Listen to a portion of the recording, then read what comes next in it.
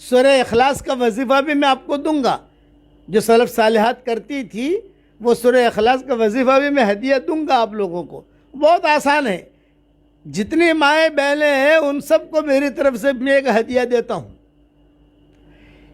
اس ہدیے کا نام ہے جاندار، شاندار، مالدار، دیندار۔ اور یہ میری تصویر ہے، اس کا بھی نام ہے جاندار، شاندار، مالدار، دیندار۔ اب تصویر تو میں سب کو دے نہیں سکتا، لیکن جہاں جس گھر میں قیام کرتا ہوں یا جہاں جو میرا میزبان ہوتا ہے میں اس کو دے دیتا ہوں، یہ لے بھائی جاندار، شاندار، مالدار، دیندار لے۔ میں ہمیشہ ایک دعا کرتا ہوں اللہ تعالیٰ سے، اس لیے کہ ہمارے سبق سننے والے بہت ہو گئے نا، آپ کی صورت میں بھی آ جاتے ہوں گے ماشاءاللہ، گروپ میں یہ ہر آدمی بلاتا ہے اپنے گھر میں۔ تو میں نے اللہ تعالیٰ سے دعا مانگی، اے اللہ جو تیرا بندہ اور بندی تجھے پسند ہو اس کے گھر میں مجھے لے جا اور اس کے گھر کا پانی مجھے پلا۔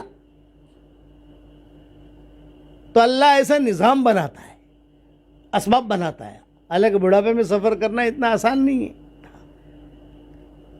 لیکن یہ سورت کا جو سفر ہوا، یہ سفر حذیفہ ایسے ہوا کہ مسجد نبی میں بیٹھا ہوا تھا اور یہ لوگ آئے میرے پاس، ہم سورت کی دعوت دیتے ہیں آپ کو، آپ سورت آؤ۔ میں نے کہا بھائی اب تو بڑھاپے نے ڈیرا ڈال دیا، جانا آنا، کاروں میں بیٹھنا، ٹرینوں میں بیٹھنا اترنا، یہ بھائی اتنی ہمت نہیں ہے۔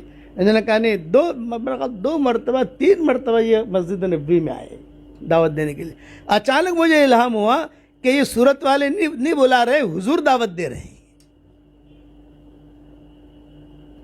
یہ شیخ نے لکھا ہے نا، حضرت شیخ الحدیث صاحب رحمۃ اللہ علیہ نے، کہ مدینہ منورہ میں کوئی میری دعوت کرے تو انکار کرتے ہوئے بہت ڈر لگتا ہے،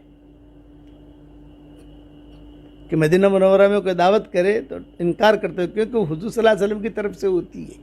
یہ شیخ نے لکھا ہے کہ اللہ نے ڈالا اس کے دل میں، نبی کے شہر میں جو ہے وہ تجھے دعوت دے رہا ہوتا، تو نبی کے شہر میں مسجد نبوی میں ہی آئے، مدینہ میں نہیں، مسجد نبوی میں افطار کے وقت میں، بھئی ہمارے صورت کہ آپ دعوت قبول کرو۔ تو اچانک مجھے یہ ہوا کہ بھئی یہ حضور کی طرف سے قسم کی دعوت ہے، یہ اشارہ ہے کہ سفر کرو۔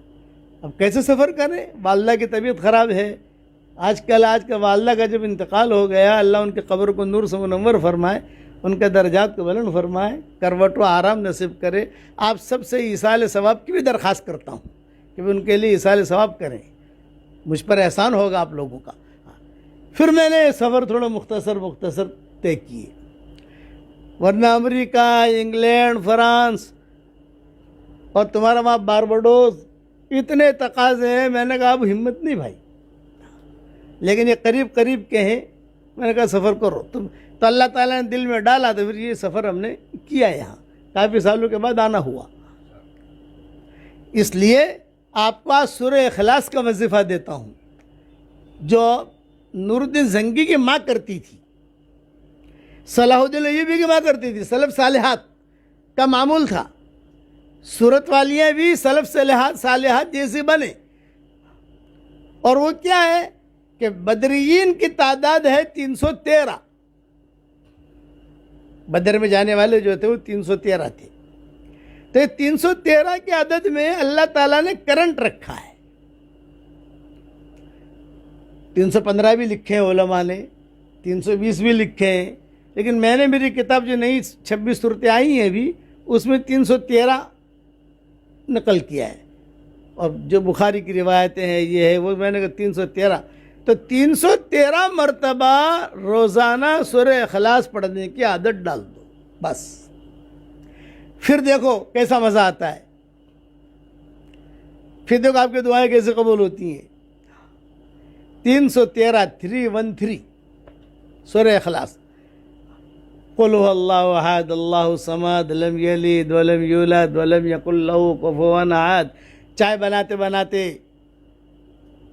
ان کا کھانا پکاتے پکاتے یہ پڑھو، 10 مرتبہ سورہ اخلاص پڑھو، جنت میں ایک محل تیار ہوتا ہے۔ یہ صحیح حدیثوں میں آتا ہے کہ 10 مرتبہ کوئی سورہ اخلاص پڑھے تو جنت میں ایک بنگلہ بالکل ریڈی میڈ، یہ نہیں کہ بلڈر لے کر بھاگ گیا، اس نے موبائل بند کر دیا، اب پتہ نہیں کب ملے گا، کہاں ملے گا، ارے کیا گئے ہو، لو پیسہ لے گئے ہو، یہ تو گئے ہو، وہ نہیں. آپ نے یہاں پڑھا اور وہاں آپ کی پراپرٹی تیار. آپ نے پڑھا, پڑھتے ہی پراپرٹی تیار. تو میں اپنے ساتھیوں کو, اپنے مریدوں کو, مریدنوں کو میں اتنی بات کہتا ہوں, جنت میں پراپرٹی تیار کرو. صورت میں تو بہت پراپرٹی بنا لی, دکان بھی بنا لی, فلیٹ بھی بنا لیے, بنگلے بھی بنا لیے, کرائے بھی آ رہے ہیں الحمدللہ, ایوری تھنگ از اوکے. تو میں کہتا ہوں کہ جنت میں پراپرٹی بناؤ. اور اگر خدا نہ خواستہ حشر کے میدان میں اگر کچھ گناہوں کی وجہ سے جہنم کی طرف جانا بھی پڑا تو ہم اللہ تعالیٰ کو کہہ سکتے ہیں کہ اللہ پاک ماری پراپرٹی تو جنت میں سے بنائی ہے, کیا مکلے شہیاں. تو اللہ کی رحمت کی بھی جوش آئے گا. 10 مرتبہ سورہ اخلاص پڑھو, ایک بنگلہ تیار, ریڈی میڈ محل, قصر فی الجنہ. حضرت عمر سے حضور صلی اللہ علیہ وسلم نے فرمایا, تو حضرت عمر نے کہا حضرت 10 مرتبہ پڑھنے سے ایک محل؟ آپ نے فرمایا ہاں. تو حضرت عمر نے کہا میں تو بہت بناؤں گا. حضور نے فرمایا بنا, وہ تو تیری طاقت ہونی چاہیے, اللہ دیتے دیتے نہیں تھکے گا. 100 مرتبہ پڑھو تو 10 بنگلے تیار, 200 مرتبہ پڑھو 20 بنگلے تیار, سیدھا سیدھا حساب ہے. 300 مرتبہ پڑھو 30 بنگلے تیار, 30 بنگلے تو تیار ہو گئے. پھر جو ہے 10 مرتبہ اور کر لو تو وہ بنگلہ تیار. اب آدمی مجھے آگے پوچھتا ہے مولانا میں تو روزانہ 313 پڑھنے والے روزانہ 1000 مرتبہ ہی پڑھتے ہیں, اور پڑھنے والیاں جو ہے ماشاء اللہ روزانہ 2,000 مرتبہ ہی پڑھتی ہیں. ایسا نہیں کہ نہیں پڑھتی, لیکن یہ میں آسان ڈوز دے رہا ہوں جو آدمی پابندی سے کر سکے گا. تو ایک آدمی نے اگر مجھے کہا مولانا میں پابندی سے بنگلے بنا رہا ہوں, پابندی سے ایک عورت نے کہا میرے بنگلے میرے پراپرٹی تیار ہو رہی ہے وہاں, اور مولوی صاحب ایٹلو کونے کہ آٹلا بدا بنگلہ کرسو سو تیا جی نے, آٹلا بدا بنگلہ ત્યાં તો કોઈ રેન્ટવાળો તો મળે નહીં આપણોને કે ભાડાથી આપી દો, કોઈ કંપની હોય તો કંપનીને આપી દો, એવું તો છે જ નહીં. तो इतने सारे बंगले करेंगे क्या वहाँ. तो मैंने उसको जवाब दिया बेटा फिक्र मत कर, तो बंगले बनाए जा, जब हम जन्नत में दाखिल होंगे इंशाअल्लाह तो मशवरा कर लेंगे कि क्या करना है इसका. वो वहाँ की बात है, लेकिन मिलेगा, पक्की बात. 313 मरतबा रोज़ाना अपना ये मामूल बना लो, जो तरतीब से भी आपकी हो. अय्याम में नहीं पढ़ना है बस, और ज़्यादा पढ़ो तो फ़ायदा ही फ़ायदा है. किताबों में लिखा है कि रिवायतों में आता है कि एक सहाबी सूरह इखलास बहुत पढ़ते थे. हुज़ूर सल्लल्लाहु अलैहि वसल्लम तक बात पहुँची कि वे सूरह इखलास बहुत पढ़ते हैं. ये भाई पूछे क्यों पढ़ते हैं बहुत. हज़रत मुझे मोहब्बत है इस सूरत से, इसमें अल्लाह की अज़मत है, अल्लाह की कुदरत है, मुझे अच्छी लगती है. तो आपने क्या कहलवाया, अगर तू इस वजह से पढ़ता है कि तुझे इससे मोहब्बत है और अल्लाह ताला की अज़मत है, तो याद रखना उसको जाकर कहो कि अल्लाह भी तुझसे मोहब्बत करता है.